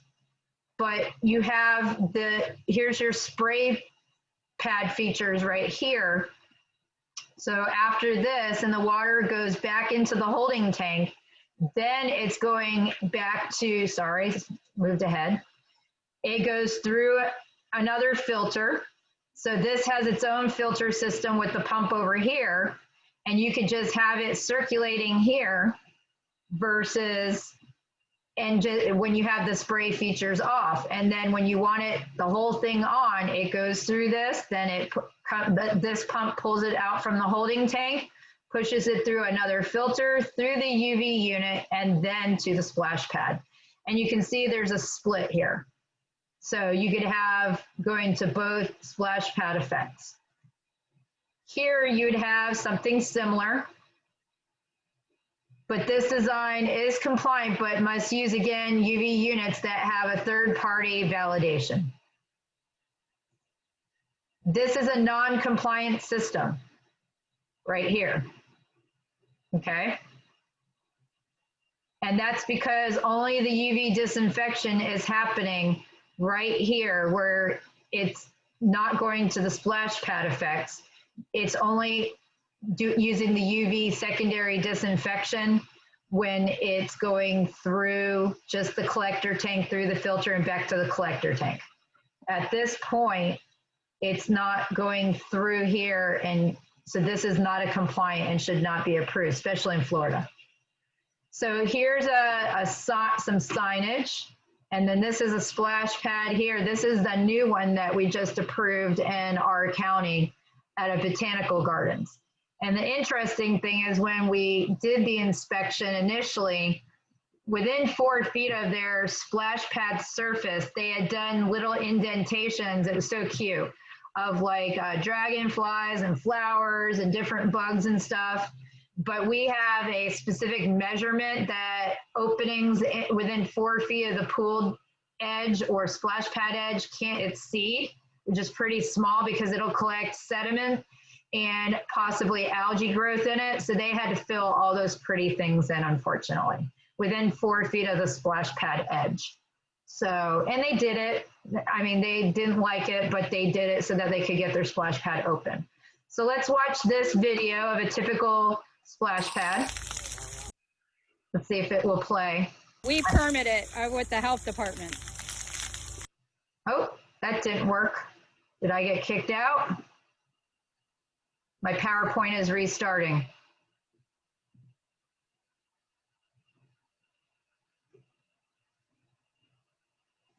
All right, got to go back to that slide.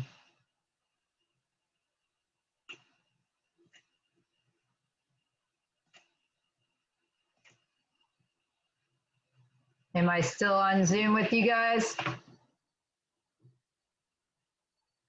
Are you guys still there? Yes. Okay, good.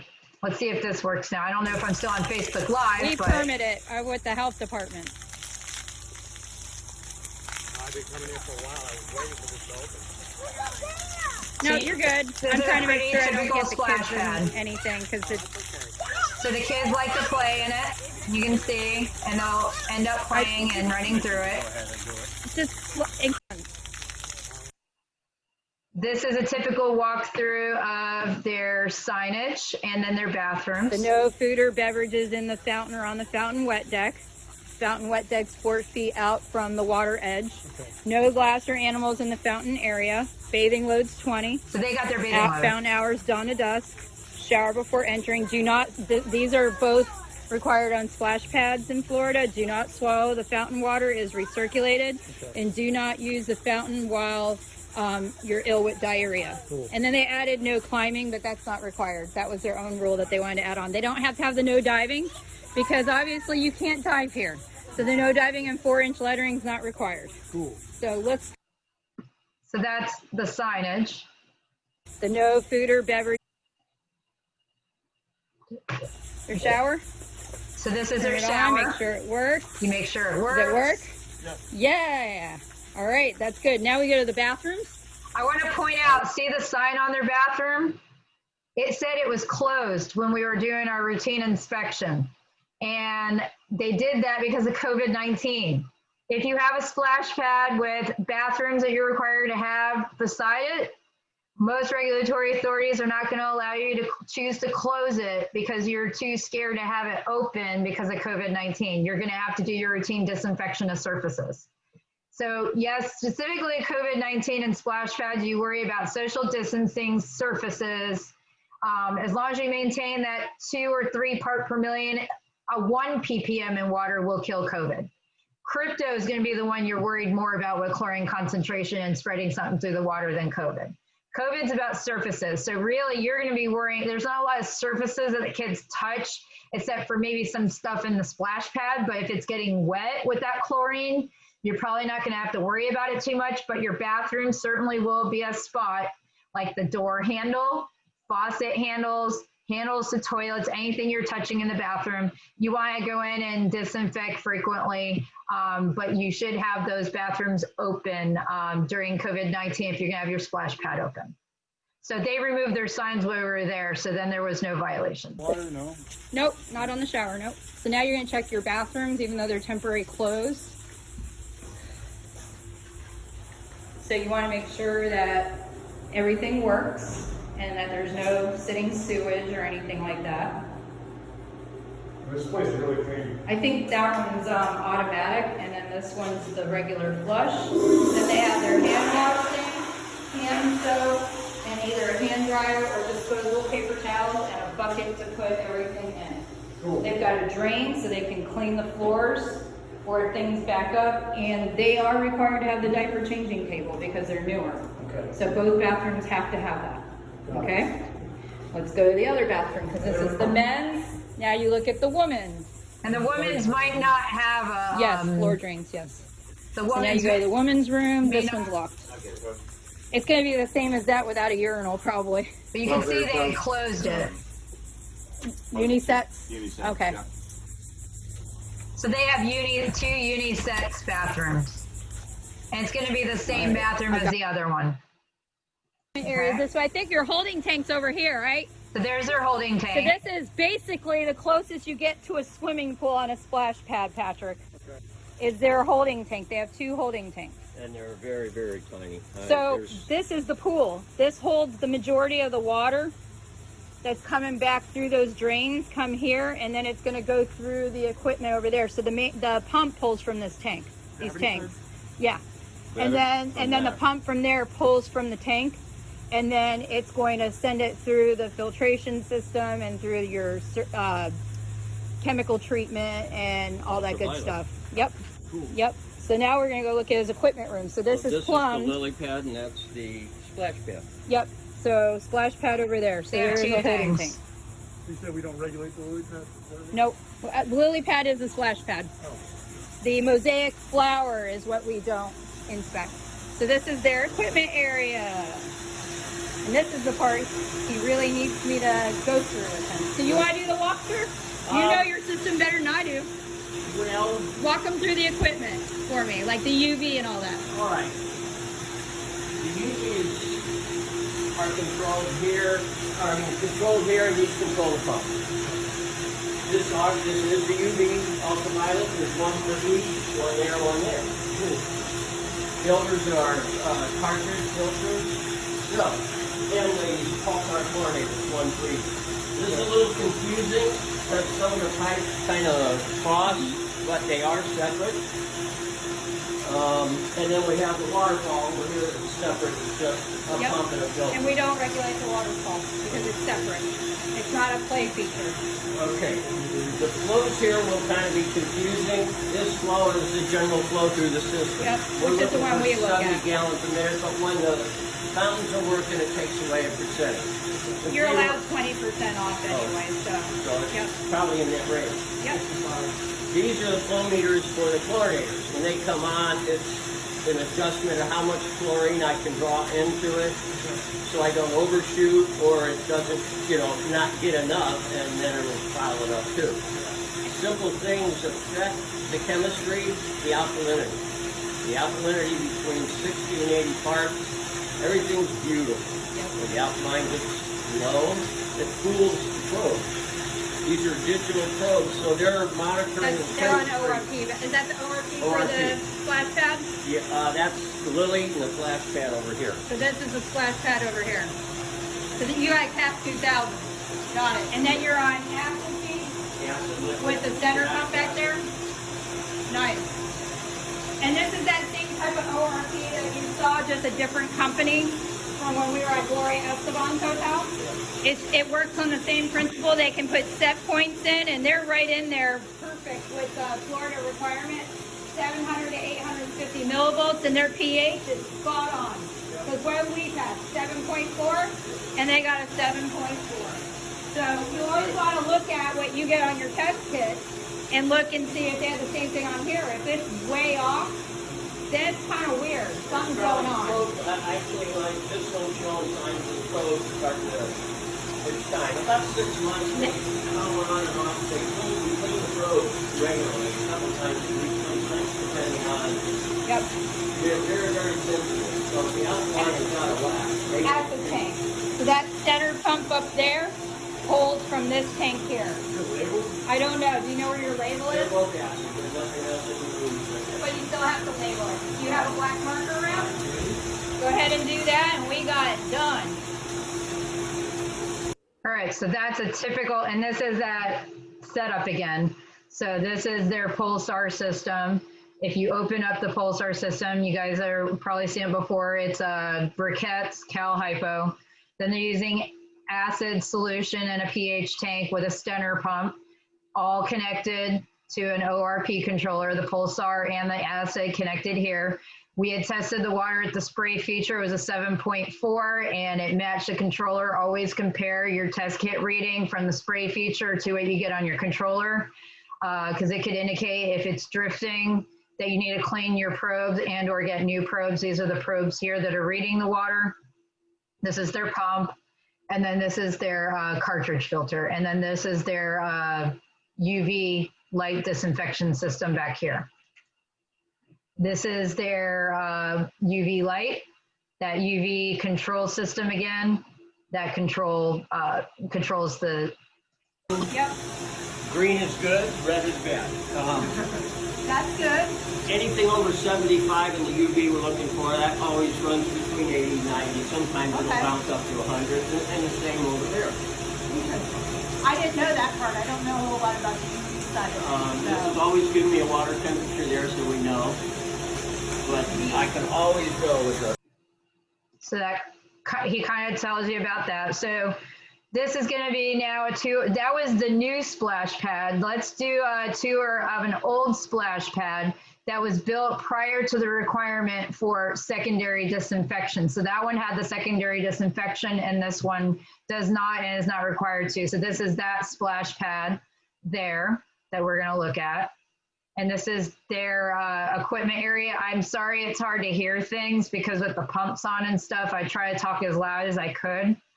I'll try to narrate it if it's hard to hear. So what we're looking at, similar to what we had at the McKee splash pad, that's the flow meter and solenoid valve right there for the pulsar system. Okay? Pulsar's over here. They put a garbage can over it. Yep, so if we lift that off, so you see the tubes going from the feeder, one going in where the flow meter is going in, and then one going into the return line. Okay? So if we took this off, there's your pulsar system. Okay? Not all. I mean, yep. So no liquid chlorine, they're using cal hypo. There's the calcium hypochlorite briquettes that come in that bucket. So they store, as long as it's closed and sealed, it's fine to keep it there. If it was open, it wouldn't be good to keep it in here because it would destroy everything. Okay? So it's pretty much everything on this side to look at. We can close this because I believe the Stenner pump's on the other side. What do we have over here, Patrick? It's a 1 gallon acid and 10 gallon water. That's how they mix it. But that's their acid and water mixture tank for what? What are they using that for? Reduce the pH. Yes. Good job. pH adjustment. Good job, Patrick. But that doesn't run. And why are they using acid? Because Cal hypo has a high pH. So they counteract that high pH by bringing it down with an acid solution. And yes, you are correct. There will be an ORP controller on the other side over here. Let's go look. Look, you're even going to have the kudos from me on the video when I send it to you. You're going to hear how awesome you got it. I'm okay with that. Okay, you got to And then he has trouble picking it up. Stuck. So there's their ORP controller. It's hard to read it, but it's at 785 and it's at 7.7 on the pH, which is pretty close to what we got on our test kit. So what they got on the test kit is very similar to what they have on the controller. That's your multi-port valve for the sand filter. That's a sand filter. Got it. That's going to filter the water. There is no UV in here. Okay? And then there's their water quality log. So we can look at that. Is this the flow meter? Nope. The flow meter is going to be back here. It's way over there. So let's finish up here. So there's your probe for the ORP. And then your main recirculation pump is right here. They've got their vacuum gauge right there for inches of mercury. And then their flow meter is back there. Which is always hard to see. What we're getting They make it very hard to look at it. is about 90 to 100 on that flow. And then what do we have over here? For what? For the acid tank. That doesn't have to run all the time unless that tells it to. This is blinking. So with that blinking, this would be running on some interval. It could be a really slow interval, but there it went. Okay? Those are logs. Mostly current, almost like just 2 days behind. Awesome. We got the ORP, pH, CL. So that's extra, then, right? Yep, that's not required. Awesome. Okay? And then this is their sand filter.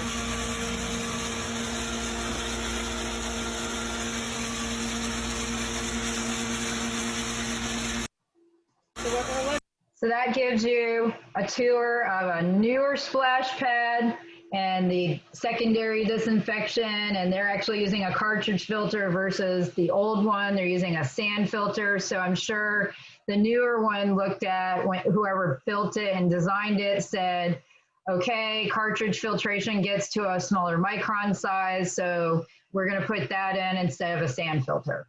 So is there any questions done at this point? So that I knew that we'd go to about 11:30, and then and I had a half an hour set aside in case anyone had any kind of questions about the presentation or about splash pads or recreational water illnesses and splash pads or anything like that. I'm opening it up. You can unmute yourselves if you want.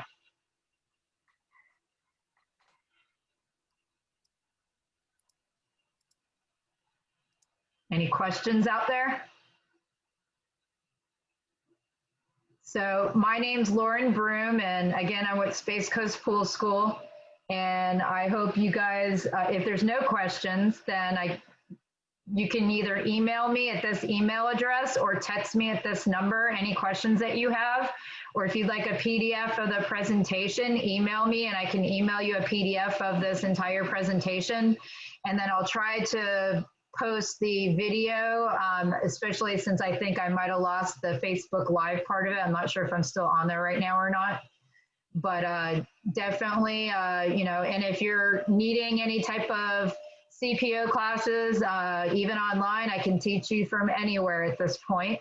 So definitely contact me as well if you enjoyed my presentation today and you need to get certified at the same time down the road. Keep me in mind, and otherwise I will let you guys go today, and I hope you guys have a very good day, and thank you very much for being on my presentation today. Thank you. I think it was a great presentation. Thank you very much. And if you want to send me any kind of any ways I can make improvements to it or anything I could add, like I said, for anybody came in later, next month, I'm going to have somebody I know from industry come in and talk about the surface of the splash pad. It'll be about an hour presentation. We'll probably do it around 11 o'clock so we can capture some of the people that are 3 hours behind. When I made this time, I wasn't thinking about like California, I'm sorry. So we'll start at 11, probably go to 12, and then 12 to 12:30 would be question time period, but it would be specifically on the surface of the splash pad and injuries that can occur, I believe there, and what type of surfaces you can use to minimize those type of risks. Those are physical risks rather than the biological risks that we just talked about today. So I'm going to try to stay on that splash pad theme for next month for you guys. So certainly join me next month, and I'll post it in all the groups if you saw it there on Facebook. So look for it there. Otherwise, you guys have a wonderful day, and it was nice lovely doing this presentation for you guys today. I wasn't constrained like I was on Tuesday within the time period I had to get it done. So I was able to do the entire thing, which was so nice. I have some people chatting. Let's see what they're saying. Where did my chat window go? There it is. So no problem. You're welcome, everybody. What about vomit? Somebody asked about vomit.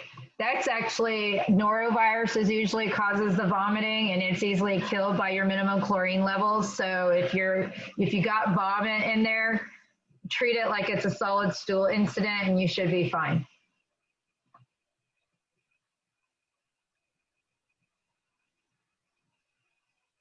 Disinfecting a mister for Legionella, you'd have to read up on how to disinfect the system for Legionella. I can send you some information that I have, Maggie, if you email me, and I can give that to you. There's info online, but we had to deal with Legionella within buildings, where it would either be like a shower head and it was in the plumbing line in their hot water system that they never disinfected. But you can spread Legionella also through cooling towers. So it's about disinfection properly, either with chlorine or using a specific hot water temperature that you have to raise the water temperature to for a specific amount of time in order to kill the bacteria.